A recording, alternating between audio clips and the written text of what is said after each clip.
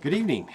Good to be back with you as we go through the life of Jesus in a chronological, or at least as chronological as we can get.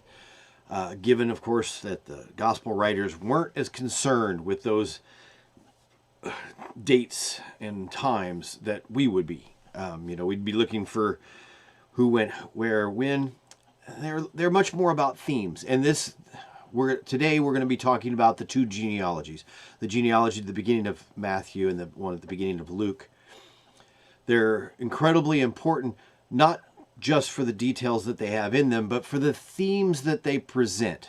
You really, when we talk about this, I think you'll be able to see each of these gospels in a way that will bring out later in the gospel the things that Matthew and Luke both find incredibly important. But we have a lot to get done because these two things are completely full. So I'm going to start with Matthew's gospel. We had that discussion the first night. I consider Matthew the priority. He's the number one gospel, the first gospel. And of course, Luke admits himself that he's not the first gospel, and that's fine. Everybody can be inspired. John was obviously inspired, and his was most likely the very last of the gospels written. So we're going to look at Matthew 1, starting right there in verse 1, an account of the genealogy of Jesus Christ, the son of David, the son of Abraham. Right there, Matthew's established his goal, his plan, I guess. He's going to make sure that when you get done reading this, you know that Jesus, who is the Christ, the Messiah, that promised one that Jews had been hoping for a millennia almost, and that is his goal. But to fulfill prophecy, Jesus has to be the son of David and a son of Abraham. And so that's going to require him to do some things, which it's not a problem. It really isn't, because really he has to do is establish that Joseph, Jesus' earthly father, is that person, is a descendant. Because Jesus, of course, is not fathered by Joseph, but he is adopted by Joseph, which is an incredibly important point that we'll talk about here at the end. But moving on from there, Abraham fathered Isaac, Isaac fathered Jacob, Jacob fathered Judah and his brothers, Judah fathered Perez and Zerah by Tamar. Perez fathered Hezron, Hezron fathered Aram, Aram fathered Aminadab, Aminadab fathered Nahshon, Nahshon fathered Salmon, Salmon fathered Boaz by Rahab, Boaz fathered Obed by Ruth, Obed fathered Jesse, and Jesse fathered King David.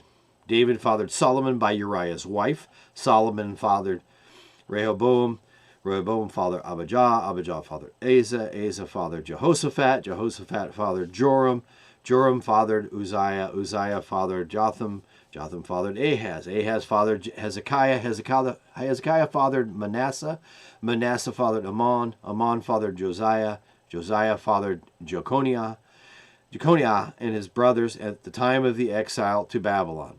After the exile to Babylon, Jeconiah fathered Shealtiel, Shealtiel fathered Zerubbabel, Zerubbabel fathered Abiud, Abiud fathered Eliakim, Eliakim fathered Azor, Azor fathered Zadok, Zadok fathered Akim, Akim fathered Eliud, Eliud fathered Eleazar, Eleazar fathered Mathan, Mathan fathered Jacob, and Jacob fathered Joseph, the husband of Mary, who gave birth to Jesus, who is called the Christ. So all the generations from Abraham to David were 14 generations, and David until the exile to Babylon, 14 generations, and from the exile to Babylon until the Christ, 14 generations. Matthew has created a genealogy, and we need to understand that genealogy is built to have 14. Some say that's because it's the number of David. DVD would be his initials, and numerically speaking, that's a 4, a 6, and a 4, adding up to 14. That's one of the theories is why he organized it this way. It's also, when you have it counted, it's even, 14 each time. It makes it easy, or easier, I should say, to memorize in a pre-literate society. I mean, Matthew's writing this down, but he knows most of the people he's writing to are going to just hear it. And this would give them that opportunity to memorize and know that they got to get to 14 before they stop. There's a couple exceptions Jeconiah at the time of the exile to Babylon is mentioned twice, so we actually are down to 41. And still that wouldn't be enough, really. Abraham would have been much farther back than 40 generations, because that'd be 1,000 years. Abraham is most likely 1,400 years back. But just like time and date, Matthew is not concerned with providing you an example or a genealogy that is perfectly includes every single ancestor of Joseph. That's not his goal. His goal is to show that Jesus is the son of David and the son of Abraham. So when we look at this, it divides up. Of course, we start with Abraham, the father of the faith. We talked about it on Sunday mornings, that he is the one who believed that God could give him an heir of his body, despite the fact he and his wife were beyond childbearing age. He believed, and it was credited to him in righteousness, and we have become his descendants by faith. But they would be much worried about a descendant by the flesh. So Matthew lays this out. He does the first 14. These are the guys that are, they are in Genesis. They're all over. These are the ones that are the Sunday school lessons, the story of Abraham taking Isaac up to be sacrificed, and Isaac and Jacob and their hunts for wives. And we see Ruth mentioned in here. We see Rahab mentioned. And we're going to come back to those mentions. But these are the Sunday school lesson people. And then we get to David. Of course, David is the pinnacle of the state of Israel, the kingdom of Israel on earth. That he is the King Arthur, George Washington, kind of all rolled into one. Despite the fact that Saul came before him, David was a man after God's own heart. Saul had failed in a couple different fashions in his faith, and God had replaced him and his line with David.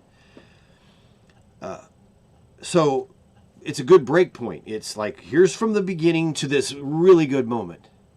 And then the second section, of course, goes from David, Father Solomon by Uriah's wife, another place we're going to come back to. And it goes to the time of the exile. So we go from the heights of the kingdom of Israel to, it doesn't get any lower than this. They've been conquered and sold into slavery in Babylon. So we go down. And then, of course, we return from the exile and we go all the way down to Joseph. Now, one of the things that I've noticed about this genealogy is that first group. That's the Sunday school guys. That's the heroes of the faith, even though some of them weren't very heroic. And, in fact, some of them were downright bad examples. But I guess, if you can't be a good example, be a bad example. At least you're an example. Then the next group. These are the kings. These are the famous people. These are the movers and shakers of the kingdom of Israel from the time of David to the end of the kingdom. And then, I don't know about you, but I don't really identify well with the rulers of the kingdom. And I don't see myself as a hero of the faith. But this last group is a bunch of people we don't know anything about. This is the regular people. Yes, they're descended from David, but that's already, at least even by Matthew's thing, 14 generations ago. And by the time you get down to Joseph, 28 generations. That's a lot of generations. That's, 27 times great grandpas.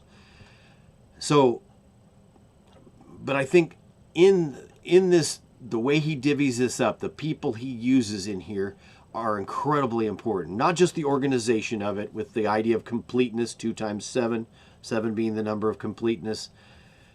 That's, I think, important as well. I think he really crafts this into a complete whole that tells a whole big story. His genealogy on its face makes the connection between Abraham through David to Joseph. There we've taken care of the genealogy of Jesus Christ, the son of David and the son of Abraham.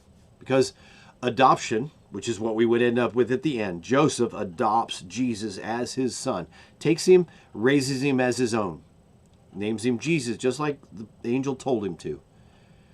as an adopted son, he is fully an heir. He is considered of Joseph. There is no 3 years later somebody has remorse and takes him back. This is a done deal. Once he's adopted, he is part of Joseph's family. He's part of Joseph's lineage. Automatic. It's done. None of the court hassles and stuff that we would have today.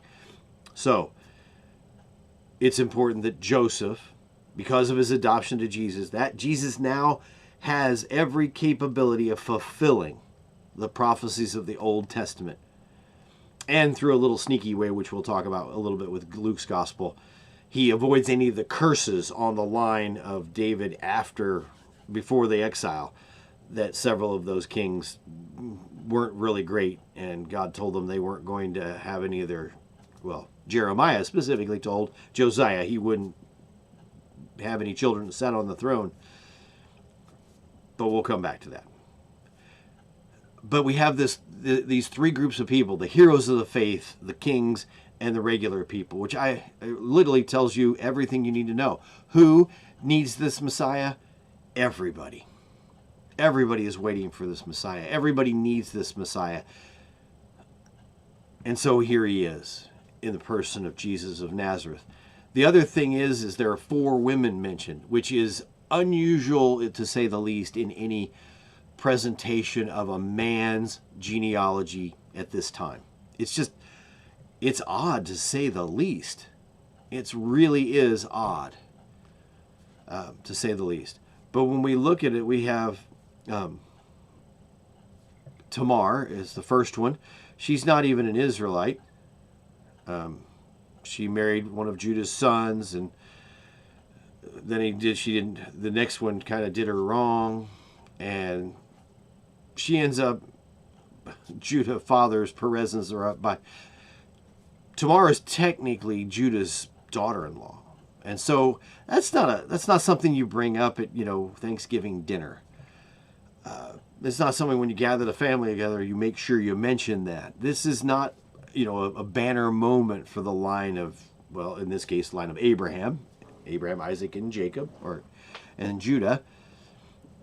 So we kind of have a question. She's a foreigner and she's involved in a scandal. Why would we mention her? And then we move down and we see Solomon fathered Boaz by Rahab. Again, Rahab, she's a prostitute mentioned in the Exodus story as they get to the Promised Land. She's the one that lets the 2 spies hide and then lets down the rope so they can get away. And then, her house is spared when Jericho falls. Again, so not somebody, I mean, that one you might be able to gloss over and say she was an innkeeper, but in that day and age, that wasn't too much of a difference in that case. So, again, why would they mention her? Then Boaz fathered Obed by Ruth.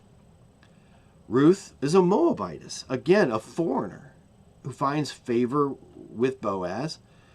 She was married to a child of Israel, but he died. But she was faithful to her mother-in-law and followed her home. And then, of course, we have, as my translation puts it, as Uriah's wife. A lot of these places will not mention Bathsheba by name. She's considered the ultimate scandal. Here is a king who goes out and looks over his city and sees a woman bathing on her rooftop naked. Wants her, takes her, kills her husband. Well, I'm sorry, has him killed. Doesn't really matter. It's still murder. So we have adultery and murder.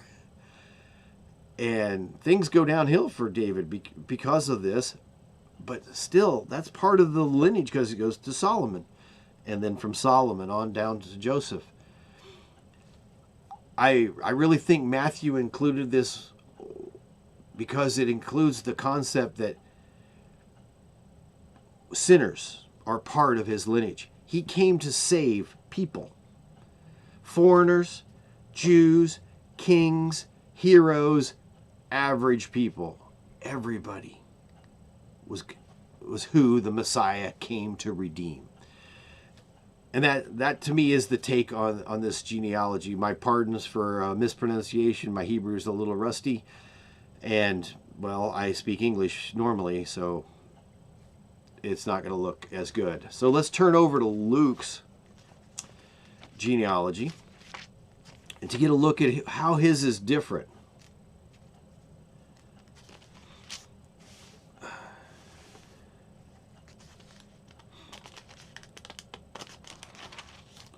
The genealogy of Jesus Christ is in Luke chapter 3, starting in verse 23. As he began his ministry, Jesus was about 30 years old and was thought to be. So, again, Luke is honest in the way he presents things. Things that he knows, he lets you know he knows them because X, Y, or Z. Things that he thinks, he tells you that too. He says, I've got evidence, but maybe it's not as good. But Luke's gospel is backwards. You know, we saw with Matthew's gospel, it starts at the beginning, ends with Jesus Christ. This one goes through whatever. Jesus was thought to be the son of Joseph, the son of Heli, son of Mathat, son of Levi, son of Melchi, son of Janal. Oh, let me get my glasses here. I can't even remember they're on my head, or not on my head. Son of Joseph, son of Mattathias, son of Amos, son of Nahum, son of Esli, son of Negai, son of Maath, son of Mattathias, son of Samin, son of Josek, son of Yoda, son of Johanan, son of Resa, son of Zerubbabel, son of Shealtiel, son of Zitniri, son of Melchi, son of Adai, son of Kosam, son of Elmadam, son of Er, son of Joshua, son of Eliezer, son of Joram, son of Mathat, son of Levi, son of Simeon, son of Judah, son of Joseph, son of Jonam, son of Eliakim, son of Meliah, son of Menah, son of Mattatha, son of Nathan, son of David, son of Jesse, son of Obed, son of Boaz, son of Salmon, son of Nahshon, son of Amminadab, son of Ram, son of Ezra, son of Perez, son of Judah, son of Jacob, son of Isaac, son of Abraham, son of Terah, son of Nahor, son of Serug, son of Ru, son of Peleg, son of Eber, son of Shelah, son of Canaan, son of Arphaxad, son of Shem, son of Noah, son of Lamech, son of Methuselah, son of Enoch, son of Jared, son of Mahalalel, son of Canaan, son of Enos, son of Seth, son of Adam, son of God. His genealogy obviously doesn't stop with Abraham because he is showing he is the Son of God. I mean, how this genealogy ends points back to who it's about, Jesus, Son of God. And he makes him that relative all the way back to Adam, not just to Abraham. And I'm sure you noticed that sometimes the names came back up a couple times because that wasn't uncommon. We see that with the naming of John. One of the questions the onlookers ask when Elias is naming him and says his name will be John is that nobody in your family has had that name. So obviously at this time the tradition is that you pick a relative, an ancestor's name to give your son to continue that name among your people. But we see this list, and it's a lot more names. And son of is just like with Matthew's gospel, like King James used begat. Begat's not probably a good word because it kind of has that connotation that that's his son, a physical son, father-son relationship. And most of the relationships that, not all, but a good number of the relationships that Matthew lists are more grandfather, great-grandfather kind of things. And the same thing with Luke's gospel as well, is this idea that we're not worried about every single niche, although Luke, I think, does a much better job. And of course, he had access to temple records. So he would have been able to at least get back to the exile. At the very worst, he would be able to drag it back to the point of the exile from Babylon, the return from the exile and the rebuilding of the temple. So he would have access to actual genealogies. A lot of people think that this is like much more focused on Mary's family, which is a very good possibility. That is his human side, so to speak. And of course, he takes it all the way back to Adam and then to God, who created as opposed to begat Adam. This genealogy, again, it's establishing something important that I don't want it to sound weird because that the term's been misused in politics. A man of the people. He is showing that Jesus is the Son of God, but he's also a Son of Man, which is an important title used throughout the Gospels. Son of Man. This is important. It goes back to prophecy as well. That this is an important title for him. That he became who he was to save. Hebrew talks of the book of Hebrews. If you'll turn there real quickly with me. Book of Hebrews. And Hebrews chapter 2, verse 5. For he was not subjected to angels the world to come that we are talking about, but someone somewhere has testified, what is man that you remember him, or the Son of Man that you care for him? You made him lower than the angels for a short time, and crowned him with glory and honor, and subjected everything under his feet. So that kind of lets you know who is man, right?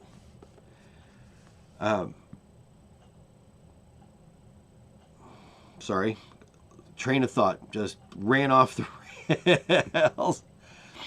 So let's move down to verse 14. Now, since the children have flesh and blood in common, Jesus also shared in these, so that through his death he might destroy the one holding the power of death, that is the devil, and free those who were held in slavery all their lives by the fear of death.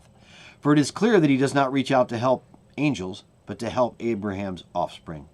Therefore, he had to be like his brothers and sisters in every way, so that he could become a merciful and faithful high priest in matters pertaining to God, to make atonement for the sins of the people. For since he himself has suffered when he was tempted, he is able to help those who are tempted. So the writer of Hebrews understood that concept too.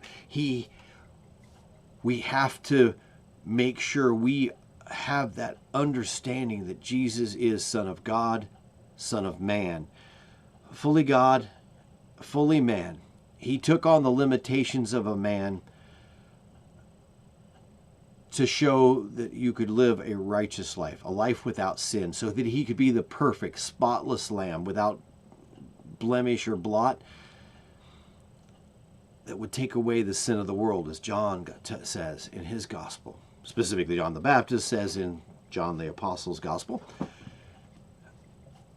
So these genealogies, both of them, sort of at the beginning. Luke, of course, has the birth story and things that we're going to come back to. So for Luke's gospel, we kind of jumped ahead in time, but we'll come back next week and we'll start getting to the birth of Jesus.